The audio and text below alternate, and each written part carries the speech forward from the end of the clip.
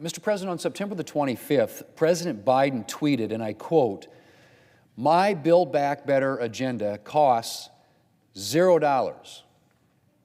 That's right. According to the President, a series of new permanent entitlements and a massive expansion of government, the biggest expansion of government at least since the New Deal, is going to cost $0. That from the President of the United States. And the President has now been doubling down on that claim. On Monday, he once again tweeted, "The fact of the matter is my Build Back Better agenda costs $0." Well, no, Mr. President. The fact of the matter is that your Build Back Better agenda costs $3.5 trillion at least. That's the minimum number. The Committee for a Responsible Federal Budget, where the President's Treasury Secretary served on the board before joining the administration, estimates the cost at $5 trillion or more. But leaving that aside, Mr. President, even if the President has been merely trying to claim that his plan is fully paid for by tax hikes and other measures, to say that it would cost $0 is beyond ridiculous. I mean, think about it. Let's say your college education was completely paid for by your parents. Did it then cost $0? Of course not. It costs a lot of money that your parents likely were able to pay only because of a lot of hard work and sacrifices. Or what if you've saved up for a couple of years for your dream vacation, and now you have all the money that you need down to the cost of your Ubers and your hotel breakfast? Does that mean that your vacation is going to cost $0? Of course it doesn't. The same thing applies when it comes to the Democrats' legislation.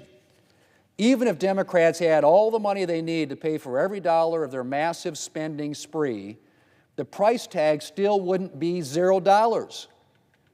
I mean, it just absolutely doesn't pass the sanity test for Americans. The price tag for this proposal is at least minimum $3.5 trillion and likely much, much more. Presumably what the President has been referring to when he makes the absurd claim that his spending bill will cost $0 is his assertion that his bill won't add to the debt. Problem is that isn't true either, because the pay-fors in the Democrats' bill won't actually pay for the bill in its entirety. The tax hikes in the Democrats' legislation will actually only pay for about 2/3 of the bill's ostensible $3.5 trillion price tag. And the other revenue-raising components in the bill won't make up the difference. And what are those other revenue-raising components? Well, a substantial part is increased IRS enforcement. Democrats claim that they can get $700 billion in more revenue by closing the tax gap, the difference between taxes owed and taxes paid.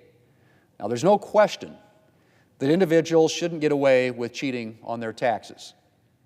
And there are undoubtedly reasonable measures we can take to strengthen enforcement and narrow the gap. Unfortunately, Democrats haven't proposed any reasonable measures.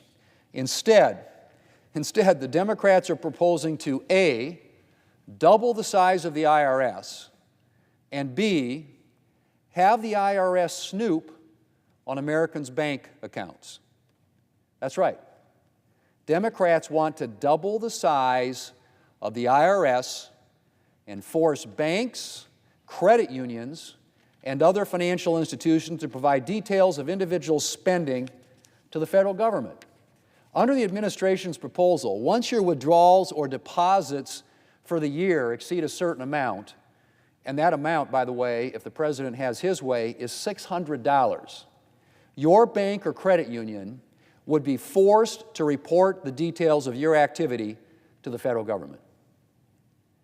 So the federal government could end up with a record of every time you eat dinner out, or pay your rent, or buy a new jacket or a toaster oven.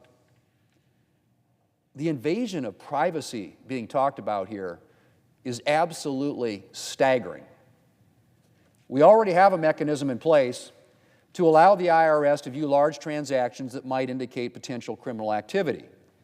We do not need the federal government monitoring every purchase that law-abiding Americans make from the App Store or how many times Americans buy a cup of coffee.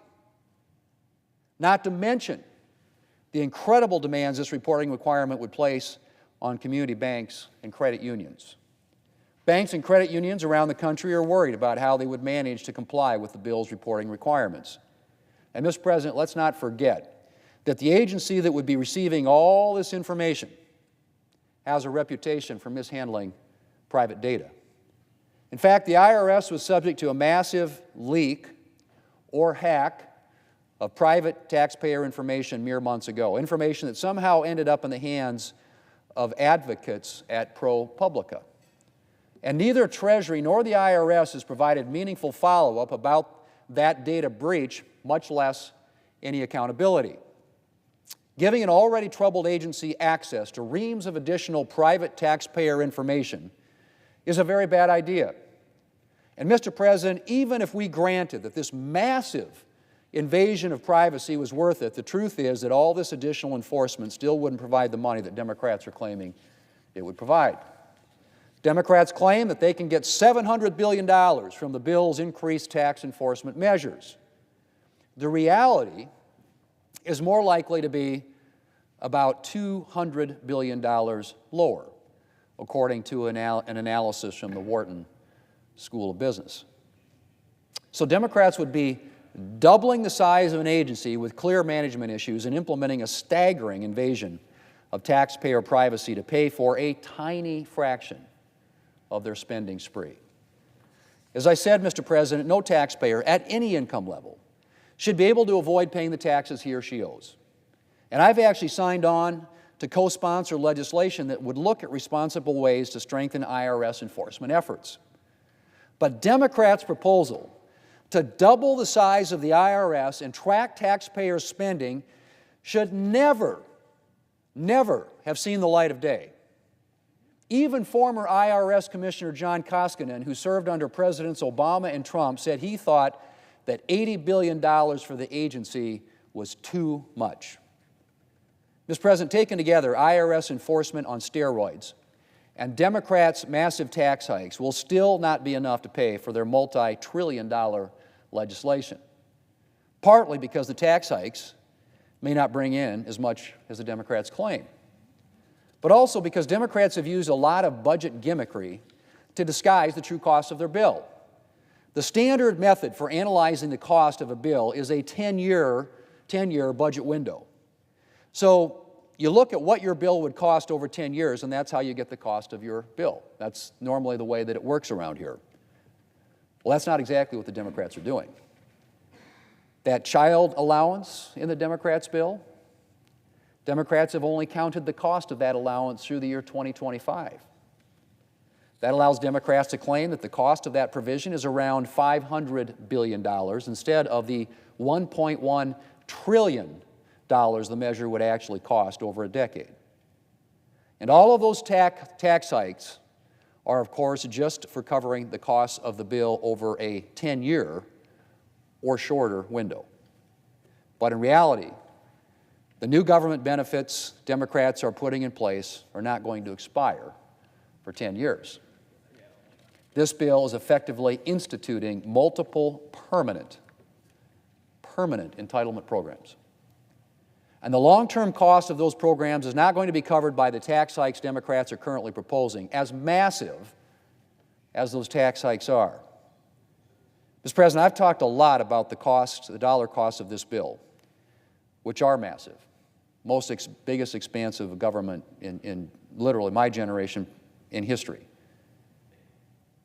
I could spend just as long talking about the bill's other costs, like the fact that the bill is likely to cost workers jobs and opportunities by increasing the tax burden on American businesses and depressing economic growth, or the cost to American families who are going to be facing higher energy bills and higher prices as a result of this legislation. But I'm going to stop here for today. One thing is for sure, Mr. President, Democrats' massive spending spree is going to cost a lot more than $0. And American taxpayers, well, the American taxpayers are going to be paying a heavy price for this legislation and for a very long time to come. Mr. President, I yield the floor.